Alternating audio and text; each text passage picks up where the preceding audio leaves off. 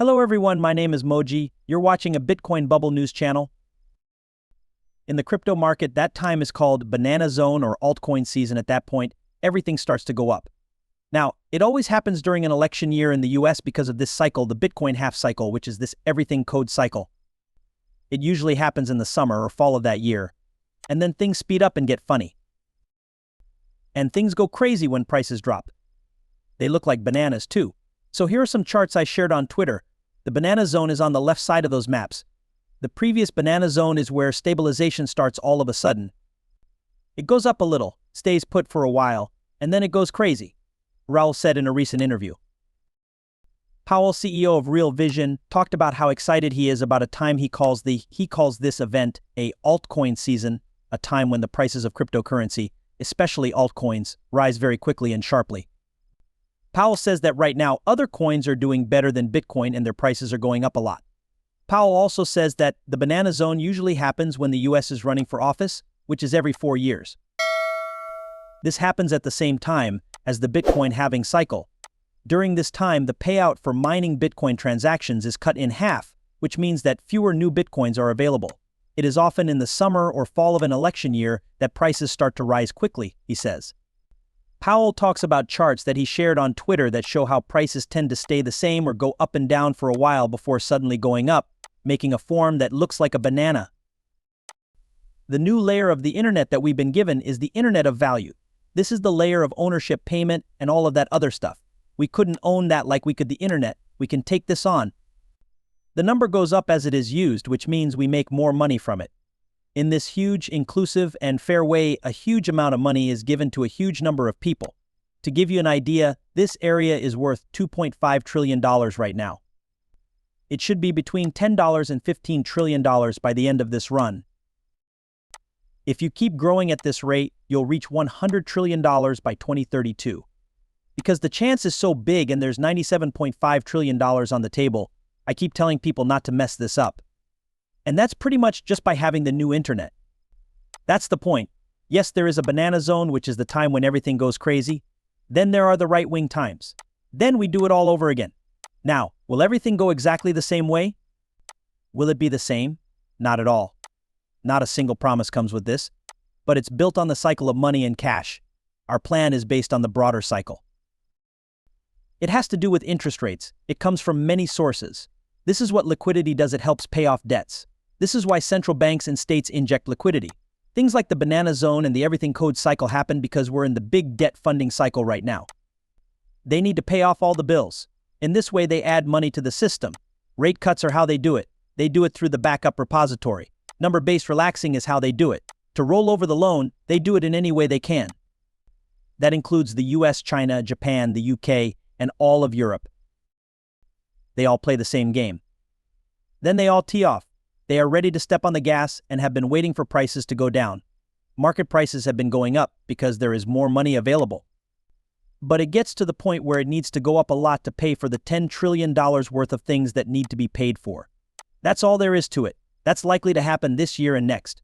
With 108 million accounts, only 10 to 12 million are online at the moment. That goes from 10 million to 20 million to 30 million as you get closer to the banana zone. All of a sudden, there are a lot of votes. That's on top of the political power of the companies that run ETFs. And it's now also a problem for these people with money. Because if they say the wrong things, the big donors who give money to their super PACs will start to put pressure on them. I think it's a bigger problem than they thought at first. I also think Liz Warren made a terrible mistake when she said we were building an anti-crypto army without understanding we were fighting a bunch of sick meme artists who live on the internet and are spread out all over the place. It's not easy to fight that battle. I believe they are becoming more aware that this could be their goal. Because it's clear that RFK is also using a professional crypto code. The Democrats will either have to kind of go along with it or try to say, we are the party that stands against this. Who does that play for, though? Those moves won't help them get the swing voter. I was looking at the ETH Bitcoin chart and thought it was going to turn. I believed the ETF would arrive soon. It wasn't something I thought would happen at that time. But I even said something new about this. It took place over the weekend before this news came out. We're not getting a lot of follow-through right now because new money isn't coming into the system.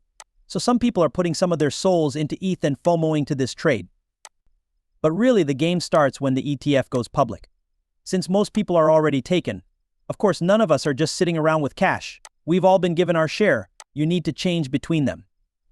To play this trade, I think some people will trade some Bitcoin for ETH, but the systemic flow is what's wrong. That's why I think the most important thing will be what story BlackRock comes up with. This is the game. I believe the world will be tokenized. Also, keep in mind that ETH is only a third as big. Then, somewhere around 20% of all ETH is staked. After that, if you do a lot of work on the chain, you'll start burning ETH again. That means you only have a very small amount, and a lot of ETH is just sitting there, either claimed or not staked. There isn't much ETH floating around. That is why it depends on how prices move. BlackRock only needs to add it to their holdings. We've seen this before. I don't know, the grayscale might lose $5 billion. Will $5 billion come into the bank? Most likely. During what amount of time? 3 months? What the ETF does for them is just cover them so they can use ETH as the base for the things they want to do. Because the ETH ETF will not be used by Goldman Sachs. Like JP Morgan and everyone else, it wants to use ETH to tokenize assets and do other things. Yield is what Wall Street is really interested in. You can make things with yield. Yield lets you do many things. Take the ETH yield and buy call options to get goods that will go up or stay the same.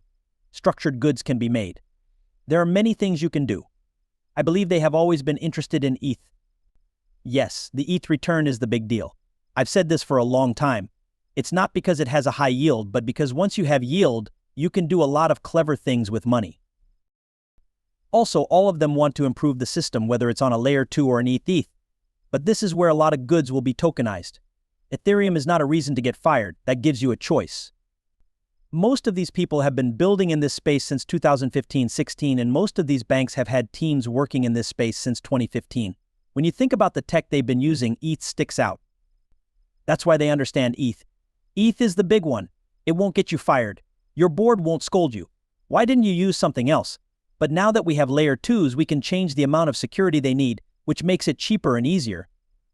Look, I think it's a huge deal for the stock market, a lot bigger than it is for regular people.